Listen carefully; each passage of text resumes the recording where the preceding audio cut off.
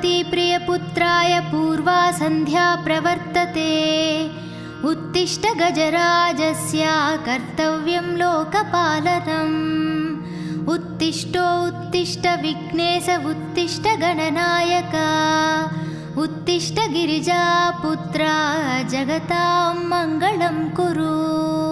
श्रीकाणीपाकवरसिद्धिविनायकत्वं प्रीत्याद्य जागृहि कुरु प्रियमङ्गलानि। त्रैलोक्यरक्षणकराणि महोज्ज्वलानि। श्रीमद्विनायक विभो तव सुप्रभातम्। श्रीमद्विहारपुरवास शिवात्मजाता कुपोद्भवाद्भुतविलास स्वयंभुमूर्ते। श्रीदेवशङ्खलिखिताश्रितपादपद्मा श्रीमद्विनायक विभो तव सुप्रभातम्। श्रीनारिकेलवनशोभितपुष्टिगात्र क्षीराब्धिसिक्तशुभविग्रहतत्त्वमूर्ते। दिव्याङ्गमूषिकसुवाहनमोदरूप श्रीमद्विनायक विभो तव सुप्रभातम्। श्रीकाणीपाकवरभूतलवासतुष्ट हे आदिपूज्य अरुणारुणभानुतेज। प्राचीदिशाम्बरमिदं रविकान्तिनिष्टं श्रीमद्विनायक विभो तव सुप्रभातम्।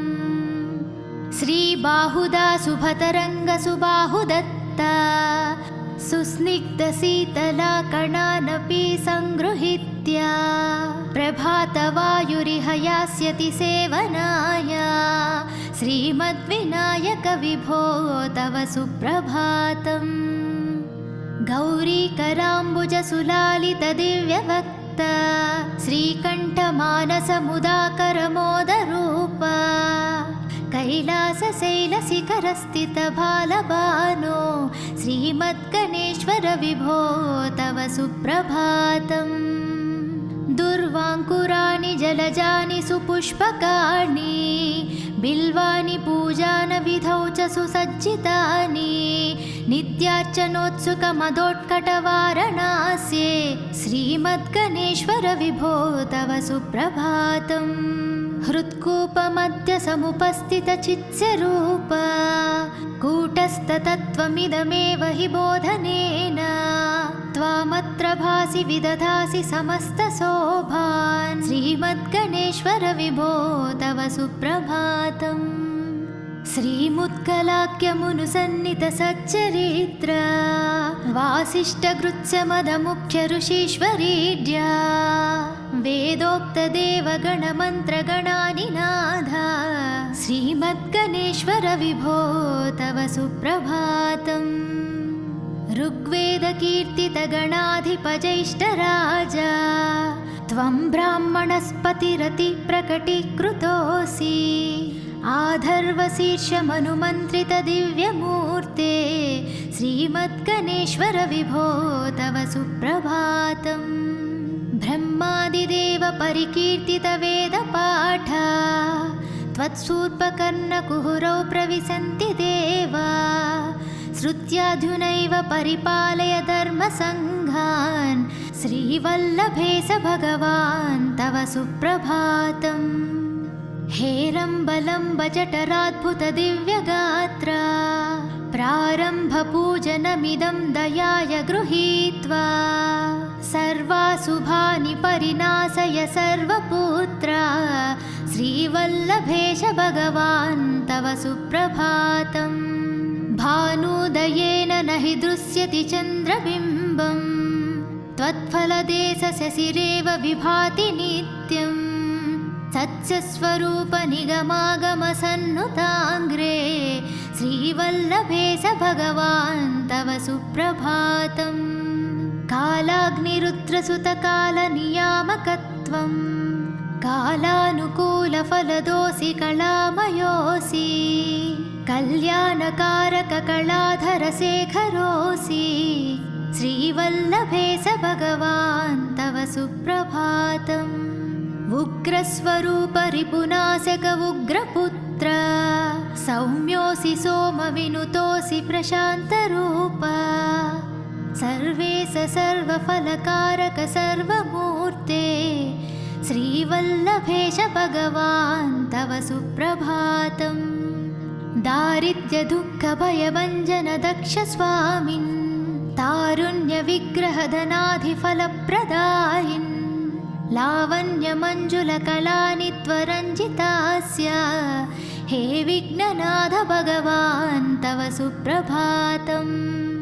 गम्भीरतुष्टगणराजगकारपूजा गान्धर्वगानपरिवर्तितनादमूर्ते गाङ्गेयगण्यगणिताधिककलास्वरूप श्रीमद्विनायक विभो तव सुप्रभातम्।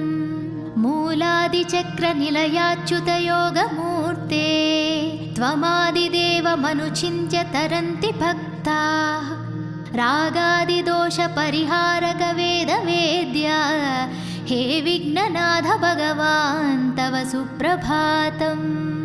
लक्षादिशक्तियुत शक्तिगणेश्वरोऽसि दिव्याक्षरोऽसि शुभमन्त्रविराजितोऽसि तन्त्राधिभिरुत्ननतेष्टदवल्लभेश हे विघ्ननाथ भगवान् तव सुप्रभातम्।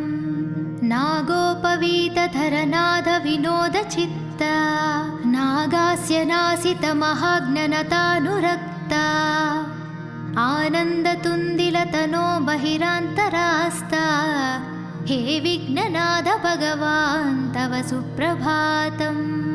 भद्रे भवृक्त नवभद्रदा भद्रतेज रुद्रप्रियात्मज मदद्रवशक्तियुक्ता अद्रिसजा मधुरवत्सलता निधाना हे विघ्ननाथ भगवान् तव सुप्रभातम्।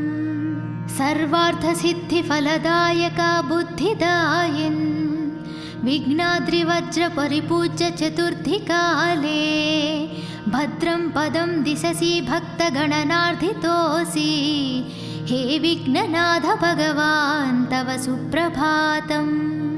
बालादिभव्यबहुरूपधरोऽसि देव चिन्तामणिस्त्वमसि सर्वः फलप्रदोऽसि त्वन्नाम दिव्यमणिरस्ति जगत्तिताय हे विघ्ननाथ भगवान् तव सुप्रभातम्। हे काणिपाकगणराट् तव सुप्रभातम्। ये मानवान् प्रतिदिनं प्रपठन्ति भक्त्या तानेकविसन्ति कुलान् परिपालय त्वम् इदन्ति वदन्ति विबोधः करुणार्धचित्ता।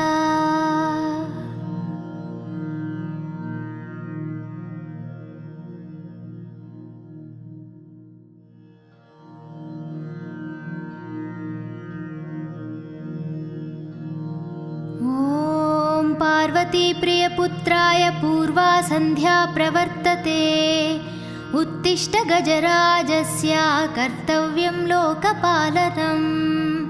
उत्तिष्ठो उत्तिष्ठ विघ्नेश उत्तिष्ठ गणनायक उत्तिष्ठ गिरिजापुत्रा जगतां मङ्गलं कुरु। श्रीकाणीपाकवरसिद्धिविनायकत्वं प्रीत्याद्य जागृहि कुरु प्रियमङ्गलानि त्रैलोक्यरक्षणकराणि महोज्ज्वलानि श्रीमद्विनायक विभो तव सुप्रभातम्।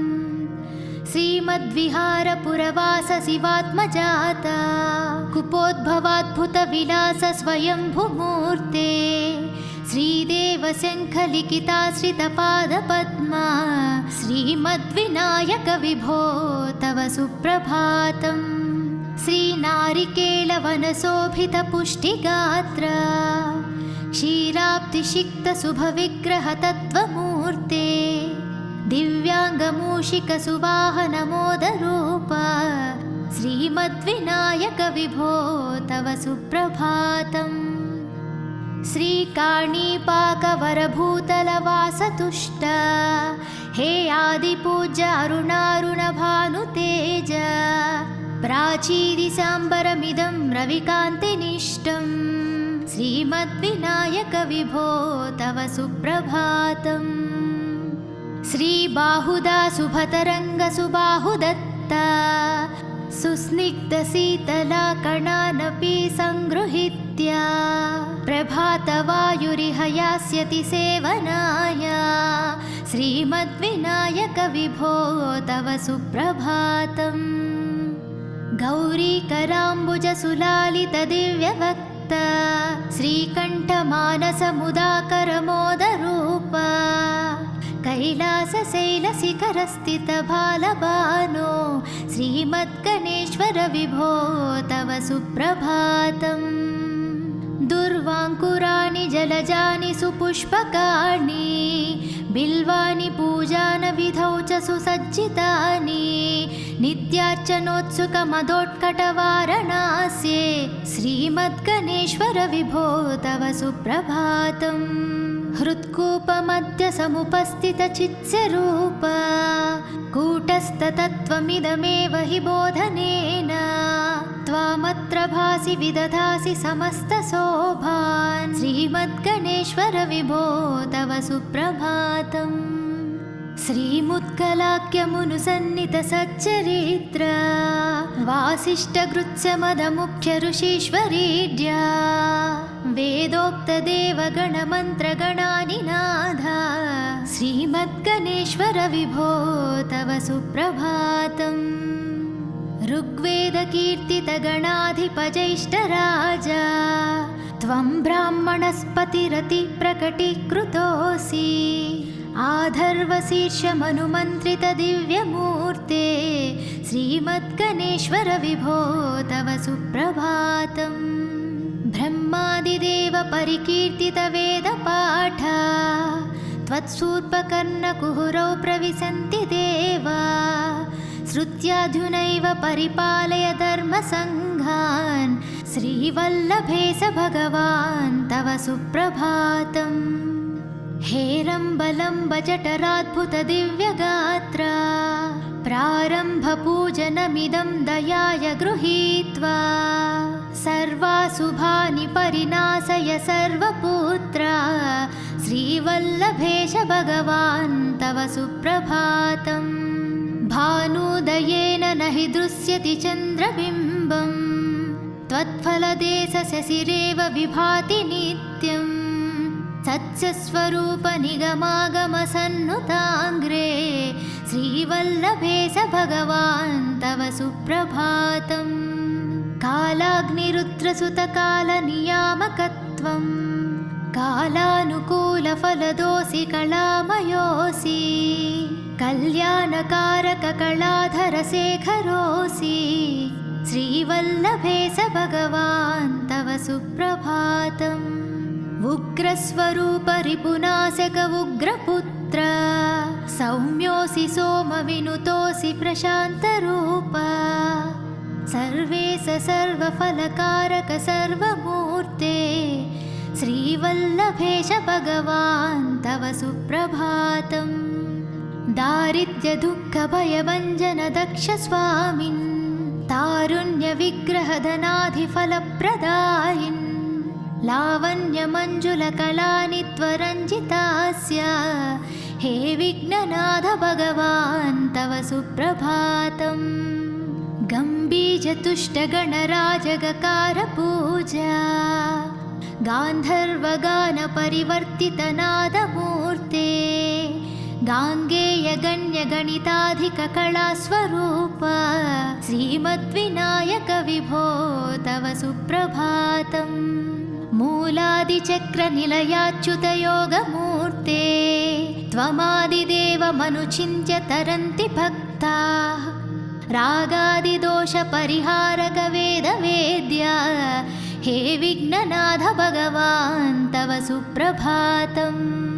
लक्षादिशक्तियुत शक्तिगणेश्वरोऽसि दिव्याक्षरोऽसि शुभमन्त्रविराजितोऽसि तन्त्राधिभिरुत्ननतेष्टदवल्लभेश हे विघ्ननाथ भगवान् तव सुप्रभातम्। नागोपवीतधरनाद विनोदचित्त नागास्य नासितमहाज्ञनतानुरक्ता आनन्दतुन्दिल निखिलतनो बहिरान्तरास्ता हे विघ्ननाथ भगवान् तव सुप्रभातम् भद्रे भवृक्त नवभद्रदा भद्रतेज रुद्रप्रियात्मज मदद्रव शक्तियुक्ता अद्रिसजा मधुरवत्सलता निधाना हे विघ्ननाथ भगवान् तव सुप्रभातम् सर्वार्थसिद्धिफलदायका बुद्धिदायिन् विघ्नाद्रिवज्र परिपूज्य चतुर्थीकाले भद्रं पदं दिशसि भक्तगणनार्थितोऽसि हे विघ्ननाथ भगवान् तव सुप्रभातम् बालादिभव्य बहुरूपधरोऽसि देव चिन्तामणिस्त्वमसि सर्वः फलप्रदोऽसि त्वन्नाम दिव्यमणिरस्ति जगत्तिताय हे विघ्ननाथ भगवान् तव सुप्रभातम् हे काणिपाकगणराट् तव सुप्रभातम् ये मानवान् प्रतिदिनं प्रपठन्ति भक्त्या तानेकविसन्ति कुलान् परिपालय त्वम् इदन्ति वदन्ति विबुधः करुणार्धचित्ता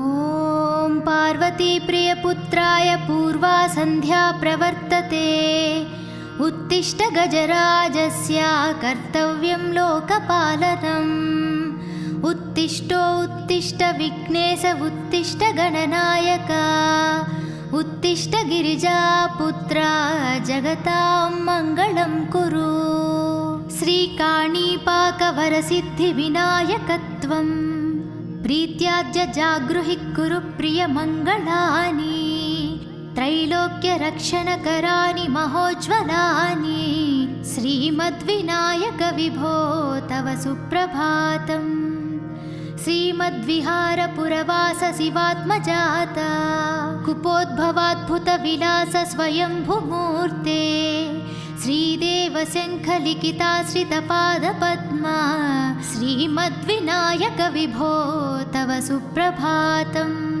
श्रीनारिकेलवनशोभितपुष्टिगात्र क्षीराब्धिषिक्तशुभविग्रहतत्त्वमूर्ते दिव्याङ्गमूषिकसुवाहनमोदरूप श्रीमद्विनायक विभो तव सुप्रभातम् श्रीकाणीपाकवरभूतलवासतुष्ट हे आदिपूज्य अरुणारुणभानुतेज प्राचीदिसाम्बरमिदं रविकान्तिनिष्टं श्रीमद्विनायक विभो तव सुप्रभातम् श्रीबाहुदा शुभतरङ्गसुबाहुदत्ता सुस्निग्धशीतला कणानपि सङ्गृहीत्य प्रभातवायुरिह यास्यति सेवनाय श्रीमद्विनायक विभो तव सुप्रभातम् गौरीकराम्बुजसुलालितदिव्यवक्त श्रीकण्ठमानसमुदाकरमोदरूप कैलासशैलशिखरस्थितबालबानो श्रीमद्गणेश्वर विभो तव सुप्रभातम् दुर्वाङ्कुराणि जलजानि सुपुष्पकाणि बिल्वानि पूजानविधौ च सुसज्जितानि नित्यार्चनोत्सुकमदोत्कटवारणास्ये श्रीमद्गणेश्वर विभो तव सुप्रभातम् हृत्कूपमध्य समुपस्थितचित्स्वरूप कूटस्थतत्त्वमिदमेव हि बोधनेन त्वामत्र भासि विदधासि समस्तशोभान् श्रीमद्गणेश्वर विभो तव सुप्रभातम् श्रीमुत्कलाख्यमुनुसन्नितसच्चरित्र वासिष्ठगृत्स्यमदमुख्य ऋषीश्वरीड्या वेदोक्तदेवगणमन्त्रगणानिनाद श्रीमद्गणेश्वर विभो तव सुप्रभातम् ऋग्वेदकीर्तितगणाधिपजैष्ठराजा त्वं ब्राह्मणस्पतिरति प्रकटीकृतोऽसि आधर्वशीर्षमनुमन्त्रितदिव्यमूर्ते श्रीमद्गणेश्वर विभो तव सुप्रभातम् ब्रह्मादिदेव परिकीर्तितवेदपाठा त्वत्सूर्पकर्णकुहुरौ प्रविशन्ति देवा श्रुत्याधुनैव परिपालय धर्मसङ्घान् श्रीवल्लभेश भगवान् तव सुप्रभातम् हेरम्बलम्ब जठराद्भुतदिव्यगात्रा प्रारम्भपूजनमिदं दयाय गृहीत्वा सर्वाशुभानि परिनाशय सर्वपुत्रा श्रीवल्लभेश भगवान् तव सुप्रभातम् भानुदयेन न हि दृश्यति चन्द्रबिम्बम् त्वत्फलदेशशशिरेव विभाति नित्यम् सत्स्वरूपनिगमागमसन्नुताङ्ग्रे श्रीवल्लभेश भगवान् तव सुप्रभातम् कालाग्निरुद्रसुतकालनियामकत्वम् कालानुकूलफलदोऽसि कलामयोऽसि कल्याणकारककलाधरशेखरोऽसि श्रीवल्लभेश भगवान् तव सुप्रभातम् उग्रस्वरूपरिपुनाशक उग्रपुत्र सौम्योऽसि सोमविनुतोऽसि प्रशान्तरूप सर्वेश सर्वफलकारक सर्वमूर्ते श्रीवल्लभेश भगवान् तव सुप्रभातम् दारिद्र्यदुःखभयभञ्जन दक्ष स्वामिन् तारुण्यविग्रहधनाधिफलप्रदायिन् लावण्यमञ्जुलकलानि त्वरञ्जितास्य हे विघ्ननाथ भगवान् तव सुप्रभातम् गम्भीरतुष्टगणराजगकारपूजा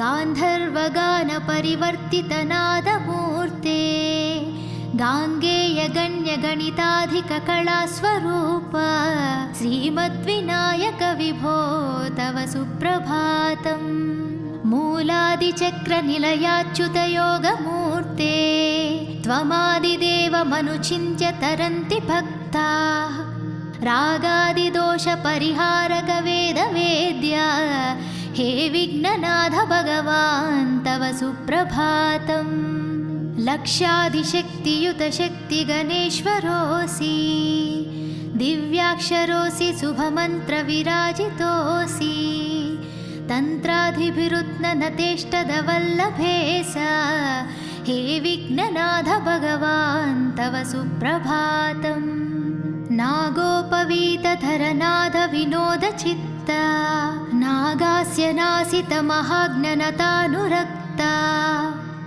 आनन्दतुन्दिलतनो बहिरान्तरास्ता हे विघ्ननाथ भगवान् तव सुप्रभातम् भद्रे भवृक्त नवभद्रदा भद्रतेज रुद्रप्रियात्मज मदद्रवशक्तियुक्ता अद्रीसजा मधुरवत्सलता निधाना हे विघ्ननाथ भगवान् तव सुप्रभातम् सर्वार्थसिद्धिफलदायका बुद्धिदायिन् विघ्नाद्रिवज्रपरिपूज्य चतुर्थिकाले भद्रं पदं दिशसि भक्तगणनार्थितोऽसि हे विघ्ननाथ भगवान् तव सुप्रभातम् बालादिभव्यबहुरूपधरोऽसि देव चिन्तामणिस्त्वमसि सर्वः फलप्रदोऽसि त्वन्नाम दिव्यमणिरस्ति जगत्तिताय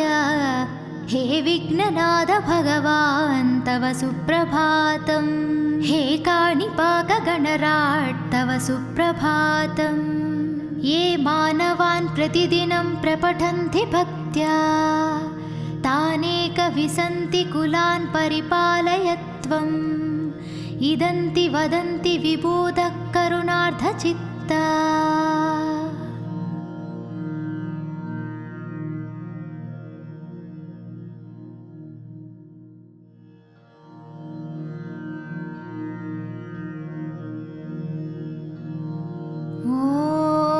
पार्वती प्रियपुत्राय पूर्वा सन्ध्या प्रवर्तते।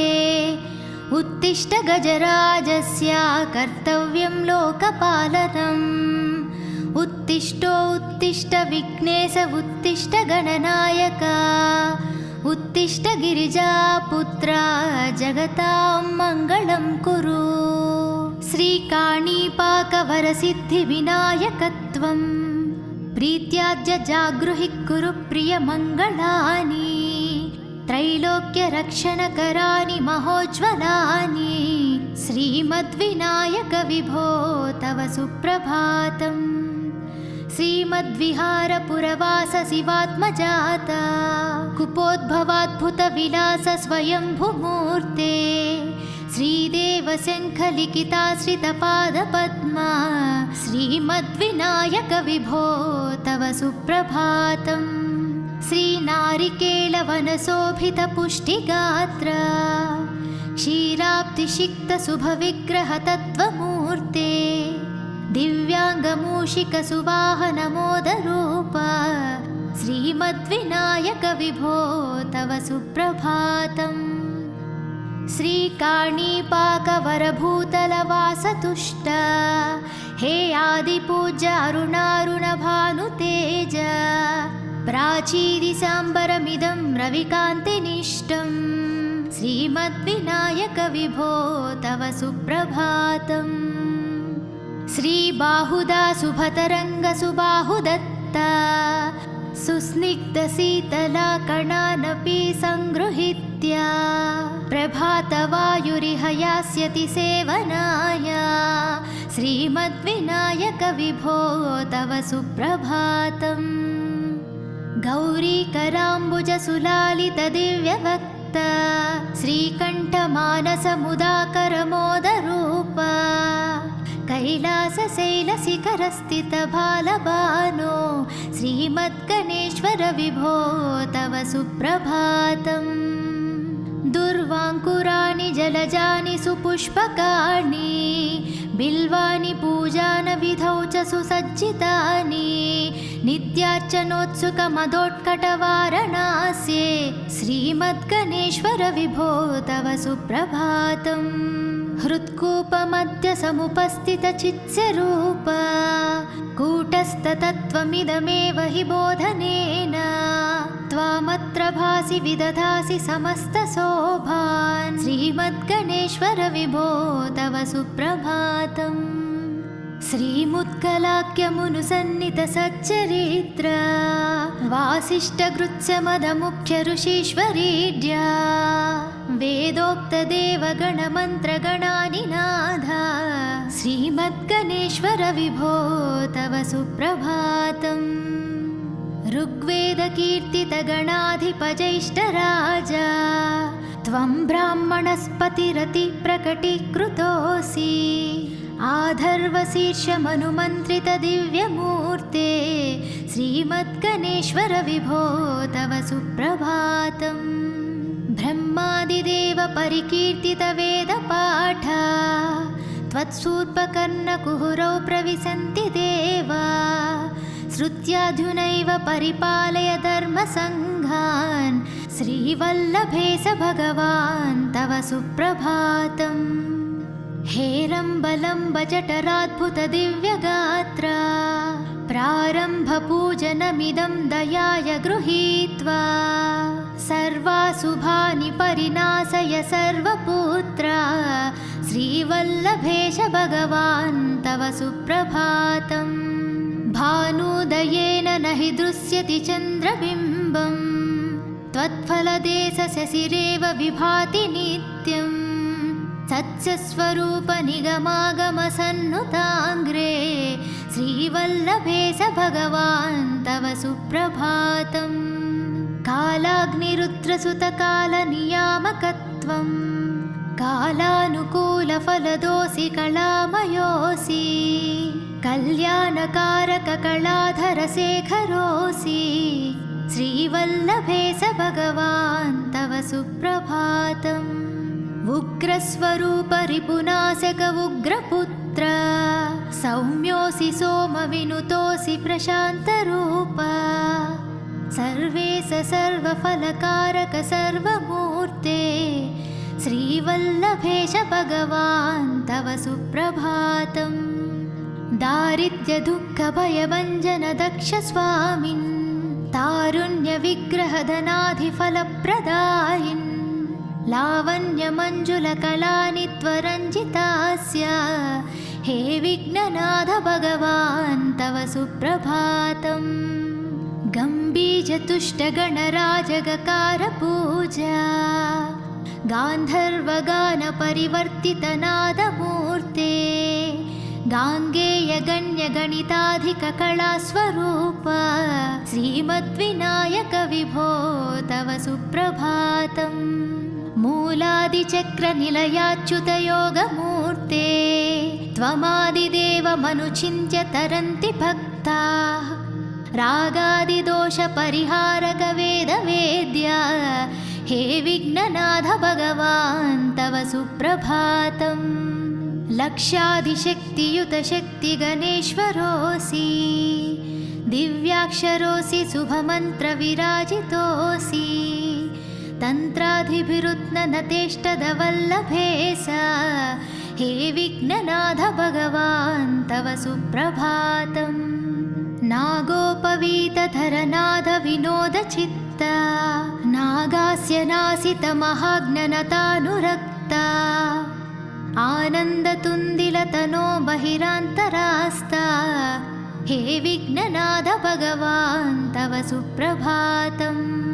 भद्रे भवृक्त नवभद्रदा भद्रतेज रुद्रप्रियात्मज मदद्रवशक्तियुक्ता अद्रिसजा मधुरवत्सलता निधाना हे विघ्ननाथ भगवान् तव सुप्रभातम्। सर्वार्थसिद्धिफलदायका बुद्धिदायिन् विघ्नाद्रिवज्रपरिपूज्य चतुर्थीकाले भद्रं पदं दिशसि भक्तगणनार्धितोऽसि हे विघ्ननाथ भगवान् तव सुप्रभातम्।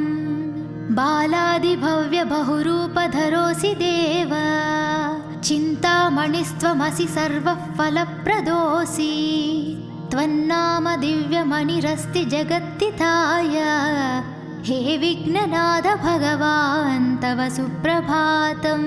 हे काणिपाकगणराट् तव सुप्रभातम्। ये मानवान् प्रतिदिनं प्रपठन्ति भक्त्या तानेकविसन्ति कुलान् परिपालय त्वम्। इदन्ति वदन्ति विबोधः करुणार्धचित्ता